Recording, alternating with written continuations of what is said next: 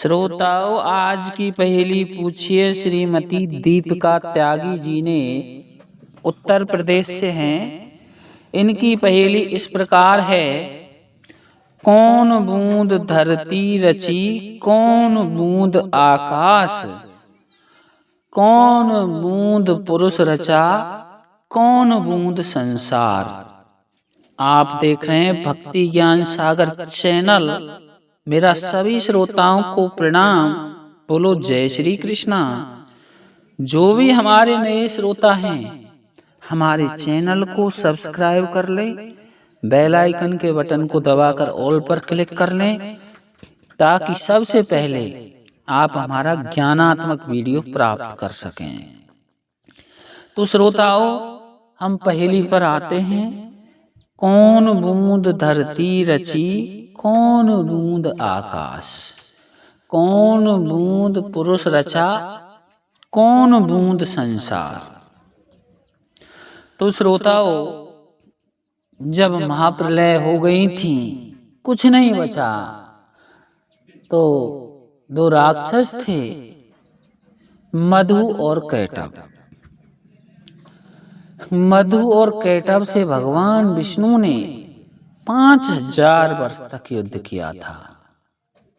उन्होंने भगवान विष्णु को भी हरा दिया। ब्रह्मा जी को वो मारना चाहते थे। बहुत ज्यादा शक्तिशाली राक्षस थे। तो अधिक शक्तिशाली होने के कारण वो किसी से नहीं हार पाए।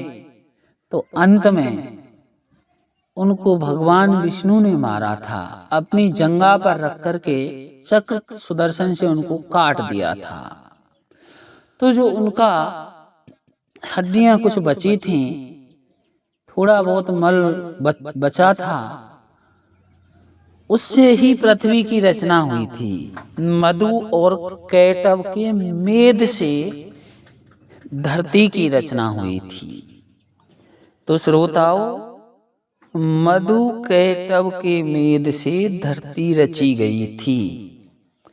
अब हम दूसरी लाइन पर आते हैं।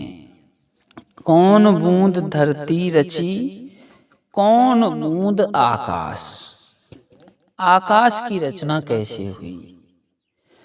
दूसरा प्रसंग यह है। जलदेव को पानी बरसाने की आवश्यकता पड़ी, क्योंकि अन्न आदि तभी पैदा हो सकता था जब तक जल नहीं बरसेगा, तब तक कुछ नहीं होगा। तो पानी जो जमीन के अंदर था, समुद्र में था, यहां से बाष्प बनकर बादल उठे। तो श्रोताओं, बादल आकाश में पहुंचे, यानी इनसे ही आकाश की रचना हुई। और जलदेव ने ही ये कोहरा बादल सबको उत्पन्न किया, और तब जाकर के पानी की वर्षा होने लगी। यानी जलदेव ने पानी बरसाना शुरू किया। तो पानी बूंद आकाश, यानी जल बूंद आकाश कह सकते हैं। यानी जल से आकाश की रचना हुई, आकाश उत्पन्न हुआ।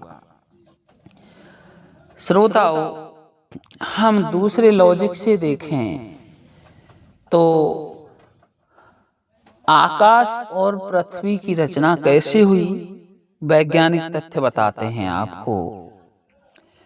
बहुत समय पहले एक कुछ धूल के कण आए, उनसे एक गोला बना, और गोला में से धीरे धीरे रिंगें निकलने लगी, छल्ला निकलने लगे। मैं नहीं कह रहा, ये सब ज्योग्राफी के वैज्ञानिकों ने बताया है। तो उसमें से छल्ला निकलने लगे। तो अंत में जो गोला बना बचा लास्ट में, वो सूर्य था। और ऐसे ही उसी में से जो अलग होकर आई, वो जमीन ठंडी हुई, तो वो पृथ्वी बनी।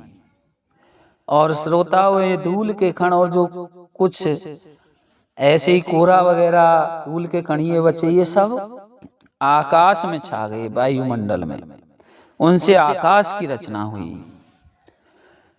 चलो ये वैज्ञानिक तथ्य है। अब हम आते हैं तीसरी लाइन पर। कौन बूंद पुरुष रचा? अब पुरुष की रचना कैसे हुई? पुरुष की रचना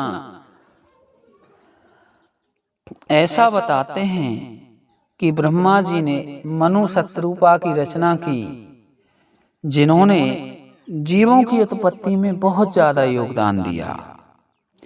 तो वहां से पुरुषों की रचना शुरू होती है, मनु से।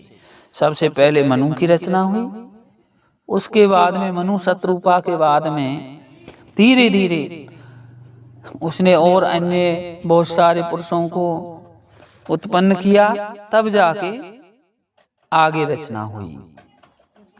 वैज्ञानिक तथ्यों के अनुसार, वैज्ञानिक तथ्यों की अगर हम बात करें तो वैज्ञानिक तथ्यों के अनुसार तो जो पृथ्वी पर जीवों की उत्पत्ति हुई थी वह सरल रासायनिक प्रक्रियाओं से शुरू होकर सूक्ष्म जीवों से शुरू हुई थी। आधुनिक मानव होमोसेपियंस के विकास तक पहुंची। पहले छोटे छोटे जीव उत्पन्न हुए और उसके इस प्रक्रिया में 3.5 अरब साल लगे और फिर जाकर के कोई मनुष्य पैदा हुआ।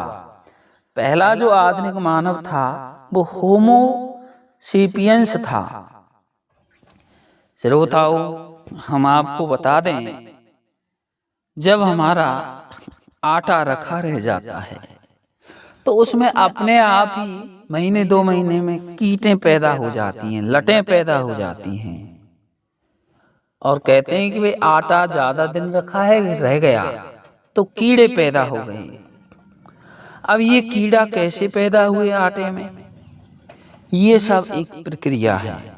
तो फर्स्ट में ऐसे ही स्टार्टिंग में सूक्ष्म जीव पैदा हुए और धीरे धीरे करके उनका विकास होता गया, तो मनुष्य भी उसी प्रक्रिया का रूप है, आगे स्वतः ही पैदा हुआ। ये वैज्ञानिक तथ्य है। अब श्रोताओं, हम चौथे बिंदु पर आते हैं हमारे पर। कौन बूंद संसार? तो कौन बूंद पुरुष रचा और कौन बूंद संसार? तो पुरुष की रचना बूंद से ही हुई, लेकिन सूक्ष्म, एकदम सूक्ष्म रूप में आया मनुष्य। या फिर हम कहें कि पहले ब्रह्मा जी ने मनु शतरूपा को रचा, उसके बाद में फिर धीरे धीरे सृष्टि पर मनुष्यों की रचना हुई। अब श्रोताओं, कौन बूंद संसार? तो इसका उत्तर भी इसी में आ गया। फिर धीरे धीरे संसार बढ़ने लगा, अन्य जीव पैदा होने लगे, अनेक प्रकार की वैरायटियां फैलने लगी। इस प्रकार से संसार की रचना हुई। लेकिन कर्म बूंद संसार, कर्म से भी संसार की रचना हुई। मनुष्य जैसे कर्म करता है उसे वैसा ही फल मिलता है। तो जिसने भी जैसा कर्म किया उसे उसी प्रकार की योनि में प्रवेश मिला। तो श्रोताओं, कर्मों के आधार पर ही जीव संसार में आता है और उसे उसी योनि में जन्म लेना पड़ता है। तो हम ये भी कह सकते हैं कि संसार की रचना कर्मों से हुई। कर्म बूंद संसार। अब हम हमारी पहेली पर आते हैं और इसका अर्थ आप एक बार पुनः सुनिए। कौन बूंद धरती रची, कौन बूंद आकाश? तो मधु कैटव के मेद की बूंद से धरती रची और सूक्ष्म कणों से आकाश या जल बूंद आकाश, और कौन बूंद पुरुष रचा? तो सूक्ष्म तत्व पुरुष रचा। या हम ये भी कह सकते हैं पंच तत्व से पुरुष रचा, चित जल पावक गगन समीरा, पंच तत्व से बना शरीरा। तो हमारा शरीर 5 तत्वों से बना हुआ है, तो 5 तत्वों से भी हमारे पंच तत्व बूंद से शरीर रचा, और कर्म बूंद संसार, जो कर्म किए मनुष्य ने उन कर्मों से वो ही बनता है, इसलिए कर्म बूंद कह सकते हैं संसार को। इस प्रकार से संसार की रचना हुई। तो श्रोताओं, आपको हमारी पहेली कैसी लगी आप कमेंट में लिखें, और आप अच्छी अच्छी पहेली पूछें। हम प्रयास करेंगे आपकी पहेलियों का जवाब देने का। अब हम आपसे लेते हैं विदा। बोलो जय श्री राम।